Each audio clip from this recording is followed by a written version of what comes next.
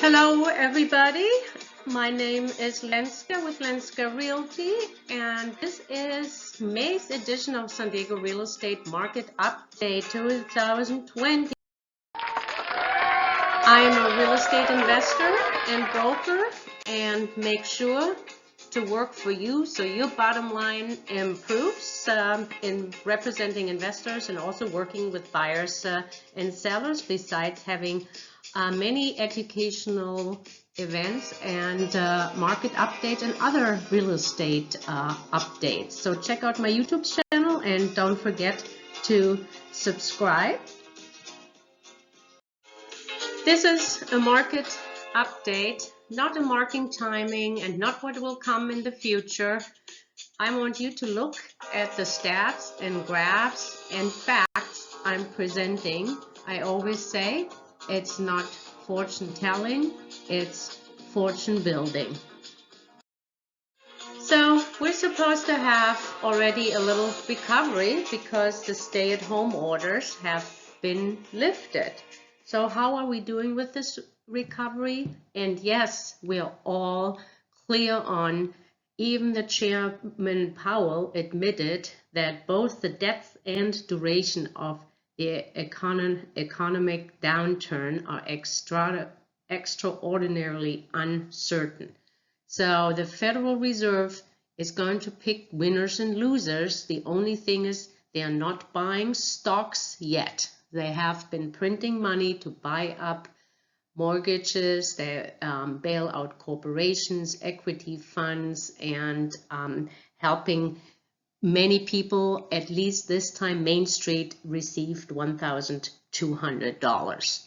So we need to debunk and debank, I believe, in order to find many solutions to all the many problems we have. But therefore, my optimism comes in, because I believe San Diego real estate has some very good solutions.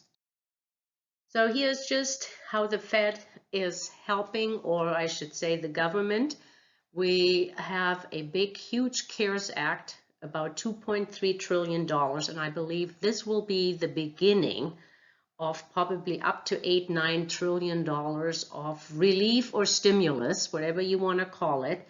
But please also check out the nationalrea.com website. They have many help sections on the COVID, as a business owner, as a gig worker or independent contractor or self-employed, for pandemic unemployment assistance. So that practically works like unemployment insurance. So we always look at the real estate data points. What makes out a market and what does it mean if it's a good market, a bad market? So we look at sales and inventory numbers, interest rates, employment data, the HPSI by Fannie Mae, this is an index, home builder sentiment, affordability, and NODs or trust deeds, aka foreclosures. How are we faring on sales and inventory numbers? Just think about, did you think prices were going up or down? Right now, here are the April key statistics year over year. The median home price held steady at around $600,000, which is about 4% up year over year, and level for month to month. The median home price detached was $680, staying very level to last month, and also 4% increase. The median home price for attached was $437. Year over year, it was up 4.2. It did fare better before the COVID crisis, and the month-to-month decline was from about $450,000 to the $437. So it probably tells you that condos are not everybody's favorite inventory right now, because people just don't like to share doorknobs, or some of the amenities you pay a high HOA for were not available or closed. Active listings obviously is a drag on the entire inventory availability. It's down 32%. But the good news is days on market, the homes are flying off the market. We still see multiple offers. Pending sales down according to a later slide, because we did put, we have less inventory. Also, sold listings are down 32% because we had pending sales down last month as well. So, and the price per square foot is holding about $402 per square foot, even so we were a little bit higher in the beginning of the year. But overall, very strong, and San Diego's real estate market is holding its own. And it's not just holding, it's selling very well. And you guys can see why the price didn't go down. We had an average percent of original price to close at 99.2%, which was up from last month, and also compared to last year in 2019, it was actually 98%. And since I have been watching the solds week by week, as I wanted to see if really buyers' demand is there and or not, and will sellers make some concessions. And as we can see, these are the sold units. You know, April we started still were pretty good. The reality of the COVID didn't sink in, and then we got the stay-at-home orders, and so we were really dropping off in the last 2 weeks in the units sold. But your best bet is a 3-bedroom, 2-bath on a medium-sized lot, around 1,650 square feet, and the days on market as in active market time was 9 days, and that's the median. So list price versus sold price, week by week, we had a little bit fluctuation from 625 to 638 and then down to 615. So you guys can see that drop, but you know, it leveled right back off at 617,000. So no breaking down in price point. And remember, only people that have their homes on the market right now are very motivated. And the people who think they might have to do price concessions took their house off the market or waiting until stay-at-home orders are lifted. So to make it a little bit more clear where we are in comparison to last year, so the blue line is this April, then the orange one is March, and the gray one was last month, April. So compared to that, obviously last year we had 4,600 new listings every month. Now this time around we are down to 2,600. So that is a 60% drop right there. Off market, we're pretty consistent, but compared to how many listings we have, we actually had many more off market. So that is all no surprise, but again, there is no breakdown on the median home price in San Diego. So we're always looking as an investor, right? Which financing do we have, or are there many deals to be had? So obviously we can tell by the cash closings, which we had last year in April, 475, and now we're down to 222 this year. So I think investors are feeling the pinch of the available fixers and probably also some good cash flowing rental properties that might be purchased with cash. But we do see that the FHA, VA, even so we have much less inventory, is pretty much steady. So that means we have people with a low down payment or with no down payment. Just a word of caution, I always said everything is great in San Diego, but remember 2007, we had a median home price of $500,000. It took 18 months to generate 2009 to have the median home price drop to $275,000. And just for you guys know, in case you are one of those people who thinks we're entering a depression and comparing it to 1929, 30s, here's your number. The median home price in 1932 had a 35% drop, and about 40 to 50% of mortgages were in default. Will we see a lot of default this time around? Let's wait to answer that question until the end of the market update, so you get all the numbers and understand what this market, how this market might play out. This is a map of inventory, available inventory, and turnover by different zip codes, so practically months of supply. And we definitely see that the higher priced zip codes are not selling as well, and the inventory is building. Let's take a quick look at some of the, locations that's selling very fast. In the big right here, the winner up is Vista and Shadow Ridge. We have about 30%, so that's about less than 3 months of inventory. But the same Vista, the same neighborhood, the same city, but the east and west area of Vistas are not selling very good, so only 4%. So I'm saying if you have 100 homes listed, only 4 sold from those 400, from those 100 homes. Then UTC is selling very well. Oceanside, Mira Mesa, Chula Vista, especially Otay Ranch, that particular neighborhood. And remember, the South County is probably the strongest area in San Diego right now. And El Cajon, Fletcher Hill, Granite Hill also sells about 15%. But on the other hand, the other zip code in El Cajon, 92021, is selling below 10%.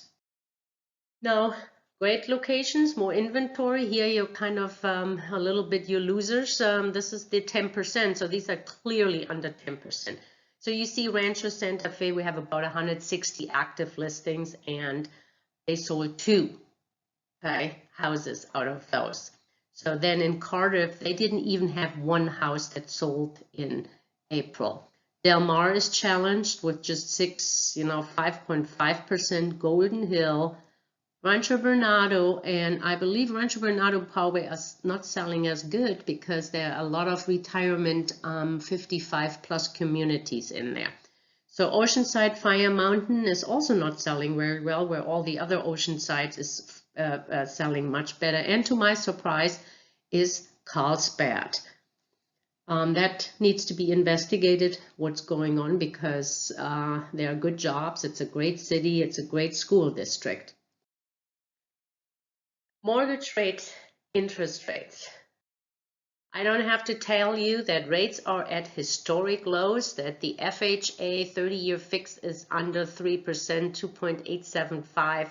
VA is also at 3.25, and your conventional 30-year fixed is just above 3.125%. But are you guys ready for the employment data?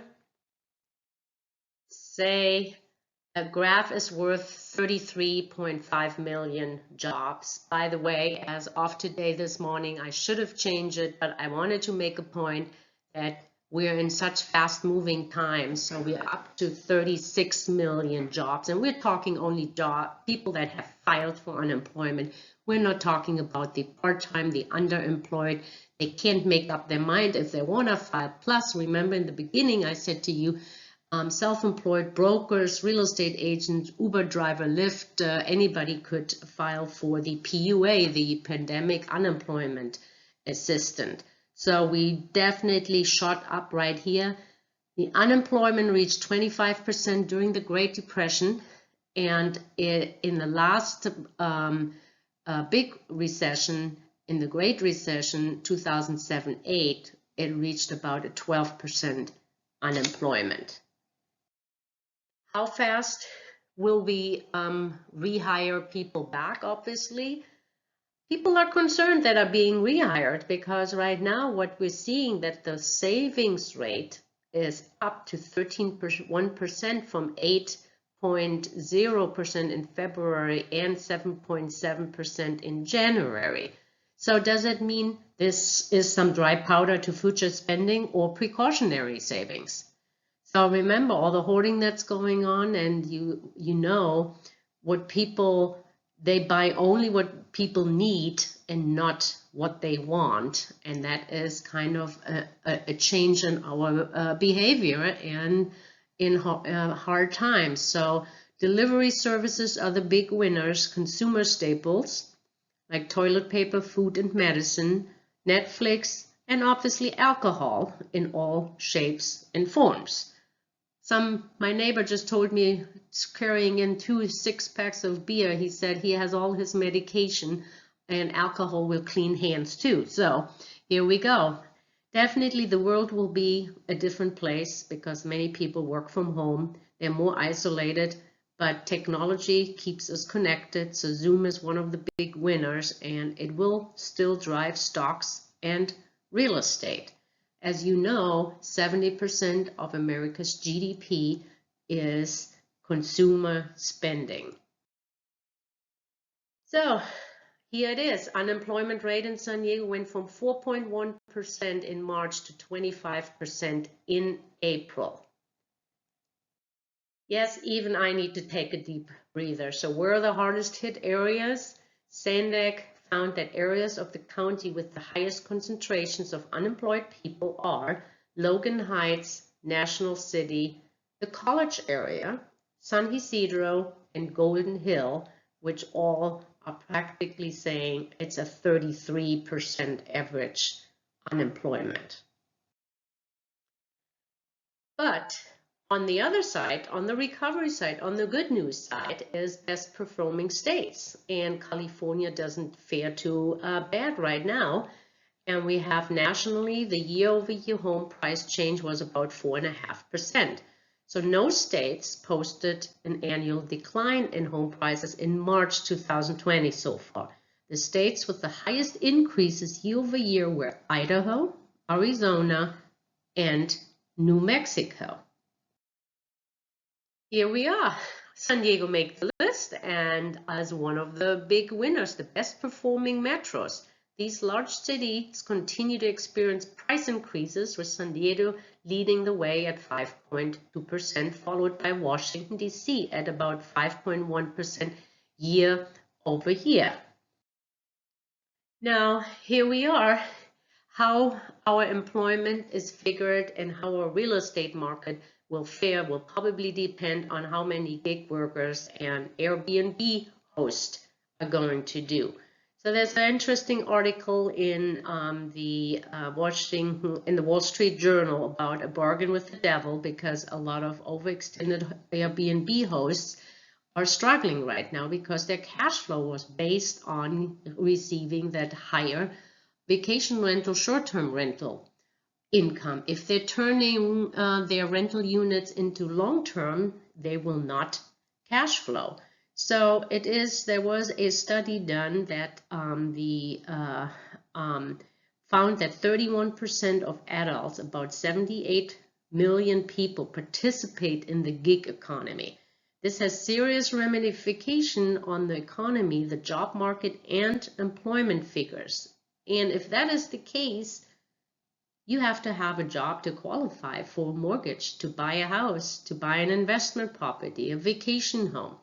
So these are staggering numbers, because the unemployment of 36 million, you probably can add easily 14 million of the gig workers are self-employed, and suddenly we're up to 50 million people. And this is all manifested in the Home Purchase Sentiment Index by Fannie Mae. Fannie Mae has a monthly service where they ask people, do you think it's a good time to buy, a good time to sell? Will home prices go up, mortgage rates go up, and how confident are you in your job, and how is your financial situation? Last month we had a serious dip on about 12%, and to March downturn, we're adding about 17.8 points on top. So we aren't getting very used to seeing these curves heading down like this. So right now we're at 63%. This is the lowest in November 2011. And remember, in 2011, we were still working off short sales and foreclosures. So plus the double whammy is people believe interest rates also will go down and home prices. Here are the single attributes. Buying conditions, yeah, that makes sense. 12% year over year down, but selling, so a lot of people suddenly think it's not a good time to sell, and that's again reflected in the inventory we have. So people think that the prices will go down and also mortgage rates will go down, which is that is probably the highlight. Even so, people, and this was probably taken in the beginning of the month, there are 2 different studies out of how many people we think will be rehired, and that all depends on how quickly the economy gets going.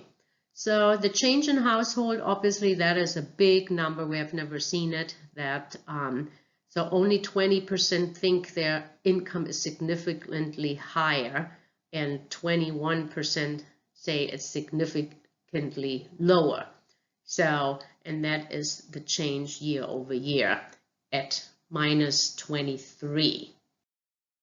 So what are the primary reasons people say it's a bad time to sell? Because that was really, when you look at San Diego, it's still a great time to sell. And you probably should be selling pretty quickly before the unemployment rate goes even up further. Or if you have an investment property that is not cash flowing pretty well, or you have very little equity in it.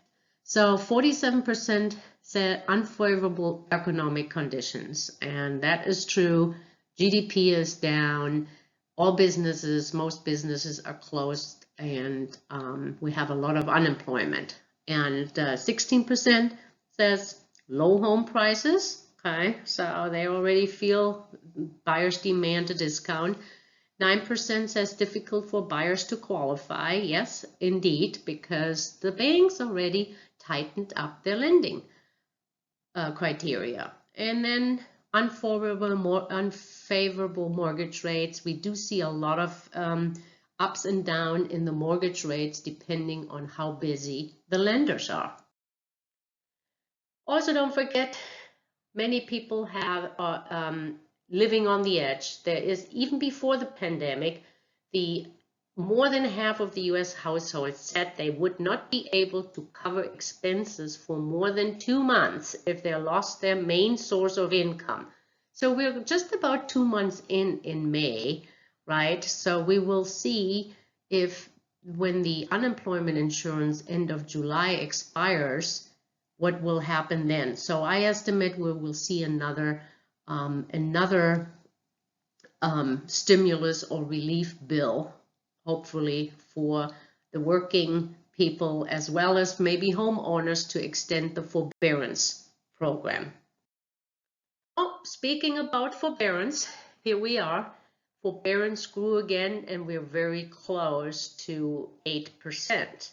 And remember, we are only 5 weeks into that. And please, if you do file for forbearance, please read the fine print. And if your property is a GSA-backed mortgage, then they are instructed to add the payments you're missing to the end of the term, and which is called more or less payment deferral rather than forbearance.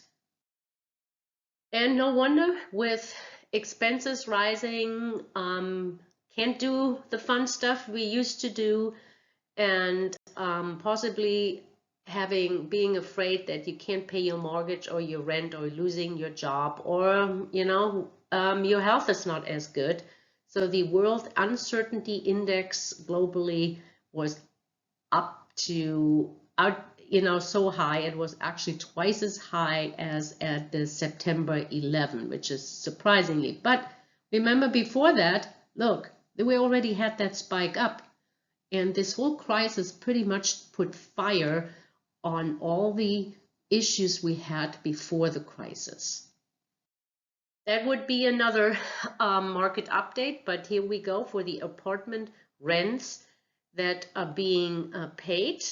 The rent payment tracker weekly results looked very good. May 81.7, very similar to the April. Sorry, I have to go back. The 2020, here we go, 80% in May and 78% in April. So it looks like the stimulus check and the unemployment is helping, because if you are living in an apartment, you might have a service job, and currently you're probably making about $3,000, which if you go to work and get minimum wage, you're making only $1,500 a month. And another reason, if we dig a little bit deeper, it also could be that that the metrics down here, that the rents already have been going down and landlords may be making some concessions. But what is really good, that the total occupancy has been very stable. But on the other hand, who wants to move? And landlords probably don't want to have any empty apartments, so they're working it out with their tenants. And as we can see, the time to rent obviously has increased tremendously right now. Also, the rental, the available, or remained the same as kind of the rental number of rental homes, okay, and the rental rental rate. So we do see that dip in the rents. So make a deal with your tenant, communicate with your renter, offer a deferment of rent, and ask to provide some written documentation. And it has to be COVID-19 virus related. How do they prove that? So here's a list of, if you have a sick family members, or you have a layoff, loss of hours, if your compliance with the recommendation from a government health authority, stay home, self-quarantine, we all have those, right? If you have extraordinary out-of-pocket medical expenses, you increase in childcare. So there are many, many reasons why renters are not able to pay the rent, but just remember, they must repay the rent within the period. You can't evict them right now, and that might be extended as well. So for landlord, that government overreach is pretty serious. And then too, the courts are overloaded and closed, and before you get anybody out, you might rather do even cash for keys. So here's the good news. We have seen a slight increase in people that are traveling. From April 29th to the 30th, the number of people the agency screened rose by 35,000. Still, we're at 154,000 compared to a daily rate of 2.3 million. So in order to get back to normal, we need a 90%. Okay. So that is far from 90%. And the home builders, it took a big dive. Also not as bad as in 2007-08, but we're not done yet. But as we heard, some of the subdivisions, they have had actually a pretty good or last week, people were coming out and actually making some offers. So that was kind of also some good news. And the good news is that the Federal Reserve is helping out wherever it can. So just see down here that during the 2007 and 8 financial crisis, the assets increased substantially from 870 billion to 4.5 trillion in 2015, right? So that is this one. Then it kind of levels off, and then remember they said, oh yeah, economy is doing good, we're tapering off buying. But then here you can't see it. I just want to tell you that in September they already started buying to printing money and doing QE. So I'm not sure why September. What did they know we didn't know? Still, the stock market closed out April with one of its best months since January 1987. That's pretty hard to believe considering that at that point 36 million Americans have lost their jobs over the past 6 weeks or so, and the economic outlook is pretty much uncertain, to put it mildly. We are looking at a severe recession at best, and possibly, which I think we're already in a depression, looking at the GDP numbers and the unemployment. But it just goes to show you that gets to show you that the stock market is not the economy, and that the Fed helps Wall Street a lot more than it does Main Street. So Main Street fights for opening beaches, but we all should be fighting for equal opportunities from the Fed opening billions for Wall Street and also billions to bailing out failing sectors. But we already went above that moral hazard of bailing out too big to fail in 2007 and 2008. So can it create a moral hazard? Moral hazard is said to happen when borrowers and lenders take risks that otherwise should not do, because they do not bear the full consequences. And that's where we always say we privatize profits and we socialize losses. So that is some food for thought. And if you haven't learned enough and want to use your time at home productive, here's a couple of suggestions on some movies, websites, books, and a music video, The Thriller, always my favorite. Also, more educational, a Saturday event, June 20th, every third Saturday of each month. Check us out on Meetup. Real estate investing field trip. And also a Zoom call where we dive deeper into some economic data and real estate prices on June 1st under Meetup San Diego Real Estate Profit Build.